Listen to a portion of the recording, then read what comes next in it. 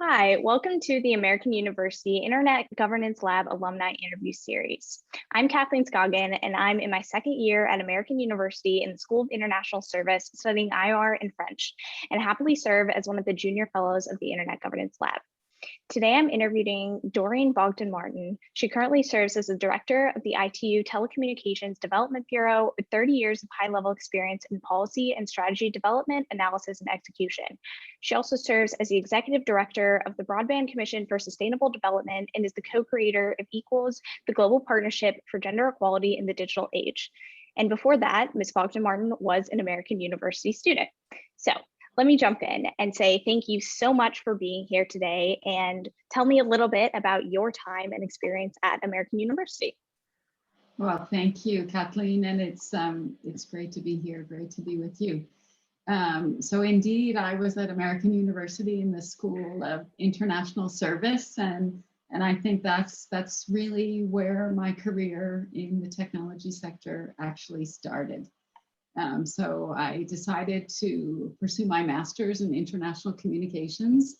And in my first weeks in the program, I had many great professors during my experience, but my professor of multinational corporations had a great idea for an internship and introduced me to someone at the Department of Commerce in the National Telecommunications and Information Administration. And so I started an internship there. And then as my studies continued at AU, I managed to orient my courses to technology policy, which was amazing. Yeah, definitely. So what led to your decision to pursue your master's in the first place? How did you end up choosing AU? Oh, good question. So in my undergraduate experience, so I was a chemistry major and I was very science focused, and all I wanted to do was chemistry, and I was going to be a doctor. And kind of after 2 years of being in a basement laboratory, trying to identify different elements, I needed something more. I needed something more people oriented. And so I sort of switched at that time to more social sciences. My eyes were open to international relations, sociology, and I started to think I really want to do something international. Communications was certainly something that I was interested in. And when I started researching different programs, this program seemed like the perfect fit because it had so much to offer under the communications umbrella. Absolutely. I feel like people don't realize sometimes that there's so many aspects of tech and so many different ways to get involved in the tech industry, and it isn't always, in a chemistry lab. So that's definitely really interesting. How do you think that your time at American University prepared you for your current job or jobs you've had in the past? So as I mentioned, a lot of my course choices were oriented towards what I was doing in my internship. And so I had a lot of courses linked to satellite communications, very technology focused. And I ended up doing my thesis on competition in international satellite systems. And at the time, the Commerce Department was reviewing their international, it was called the Separate Satellite Systems Policy. And it was a great time because I was on the team looking at that governmental policy while I was studying sort of the origins and the starts of satellite communications. So the two were really the perfect sync. And then when I eventually was hired as a staff person at the Commerce Department, when my internship concluded, my first focus was actually in satellite communications and in satellite policy. Awesome. Yeah, definitely. You've been so passionate about so many, different issues, whether it be starting in your thesis all the way to what you're doing right now. One of the big ones has been youth involvement, whether it be through directing the ITU's first, Global Youth Summit or numerous other things that you've done. So if you could, go back in time, what advice would you give that American University student version of yourself, a grad student, or like me, and the undergraduate version of yourself? Advice, I would say, technology offers tremendous opportunities. So no matter what you want to do, if you have that technology understanding and technology background, you can go into any field, be it, you know, agriculture, healthcare, education. It's just a great basis for any sector.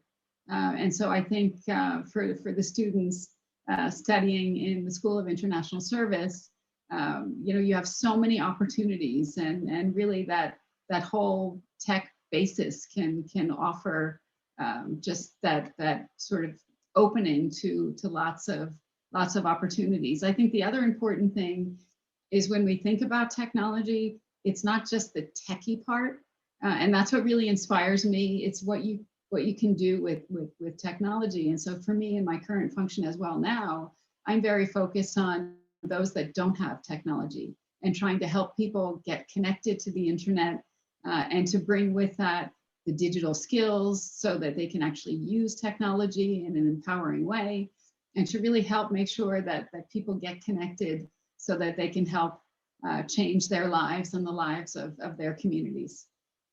Absolutely, absolutely. That aspect of development that plays into technology, that it's not always, you know, computer science, that there's so many other aspects of that. Is there something that you have done in your career, kind of maybe a turning point, something that you have experienced where you've said, okay, I'm on the right path? I know that you mentioned your internship and your time at AU, but was there a turning point for you where you knew that this is what you wanted to do for your career?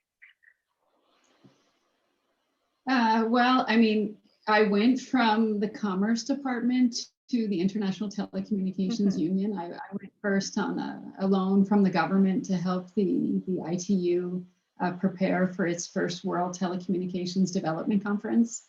And so going to the ITU was a big turning point. And of course, I've been there now for 25 years. So of course, that means I like it. But I think a big turning point for me was when I took up my previous position when I was leading the Strategic Planning and Membership Department, and I was in charge of UN affairs, because it was such a huge eye-opener when I looked at what was happening in the UN system, and being able to bring that technology voice to, you know, discussions around refugees, discussions around poverty, discussions around inclusion. And so that just became like the wow moment, that these issues are so critical, and it's not just a technology for technology issue. It's really about technology to transform the world.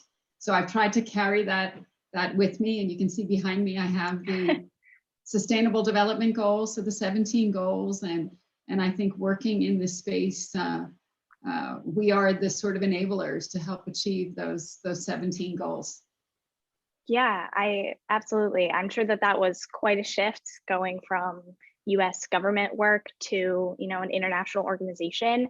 Was that like a huge adjustment for you?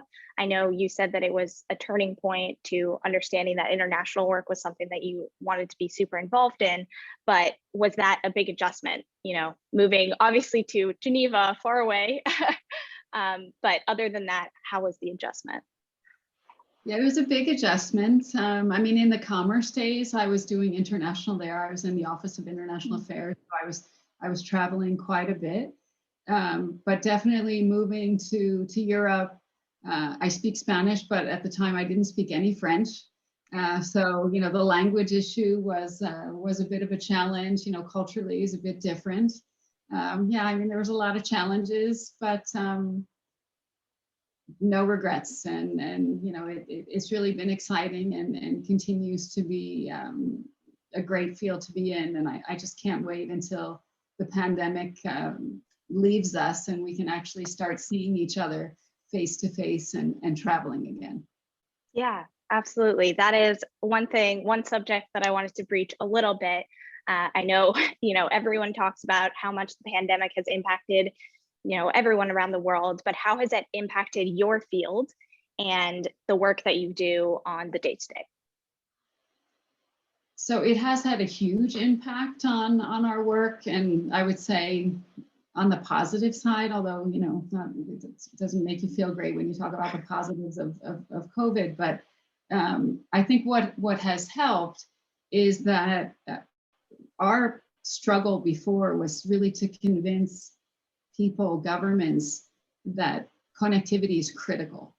And we saw with COVID, when we practically overnight, everything moved online. So our work, our schooling, our shopping, our socializing went online, and it was difficult for all of us to adjust. But at the same time, the 3.7 billion people that are not connected, it was like, wow, oh my God, what about all those people? And so I think that COVID has really put the spotlight on the mission of the ITU and on the importance of connectivity. And that's definitely positive. And so we need to make sure, as we move beyond the pandemic, that countries continue to prioritize connectivity, and we can ensure that we get to those furthest out and those that have, you know, challenges around affordability or the skills piece, or, you know, they're not interested because the content's not there. There's lots of things we need to do to make the connectivity meaningful, but I think really that the pandemic has helped to underscore the importance of our mission. Yeah, definitely. If it's highlighted, you know, one of many things, but if it's highlighted anything, it's that, you know, having, whether it be a digital device or digital skills to use said device, that has been more important than ever. And I will be interested myself to see how that influences studies within this field, you know, college classes popping up about all of these issues during the time of the pandemic will be really interesting to see. So I guess my last kind of little wrap up question is, if you were to give, I guess not necessarily advice to a student, but advice to getting in your field, what the biggest challenges are and what you wish you would have known. Well, I think, you know, having an open mind is really critical. Having an understanding of different cultures is also critical. And I will say that, you know, I had that cross-cultural communications class. I don't know if that's yes, took that as well. It was a great one. You know, and that's so important. So having that understanding is really critical, because if you get into this field, you know, you have to have that understanding, or you will be greatly disadvantaged. Having a language skill, I think, is critical. So I had Spanish, as I mentioned. I wish that I had other languages as well. So I think that's, you know, studying at least one other language is absolutely critical. And, you know, trying to do an internship, that's also a great way to, you know, look for fields of interest and to get started in your career. And traveling, you know, looking at internships abroad, or places you'd like to visit, because traveling certainly opens our eyes to, you know, the way that different cultures and countries operate. Absolutely, so important. So your network, I would say, is also another critical piece. Yeah. The relationships that you make at AU with your peers and also with your professors are really critical, and they will be a network that you can reach out to for the rest of your life. And with this AU alumni group that I'm proud to be a part of, you know, it's incredible how, you know, we were all in similar programs and where we ended up. And of course, I do stay in touch with many of my classmates, and, you know, it's amazing, especially now, how we end up regularly in different Zoom and Teams calls and other fora. But that network and reaching out, and, you know, don't hesitate to ask your network for advice, or ask alumni for advice. You know, we're here to help and guide you if we can. No, absolutely. I know that I've been so grateful to the lab and to Dr. Levinson and to Fiona for doing all of, for creating this incredible network, because I know that one of the biggest struggles, specifically for undergraduate students, can be just putting yourself out there to people that have very important jobs and very important things that they are doing. So putting yourself out there can be difficult. So I'm very thankful to the Internet Governance Lab for putting all of this together and putting together a great group of such diverse and wonderful people to talk to. So, well, unless you have more things to add, I wanted to thank our amazing AU alumni, Doreen Bogdan-Martin, for taking the time today to share her story with us. I learned that you need to have a wide worldview and look at all of the different possibilities within a field to really capture it and advance. Please check out our other interviews in the American University Internet Governance Lab Alumni Interview Series available on the website. Thank you again. Thank you so much.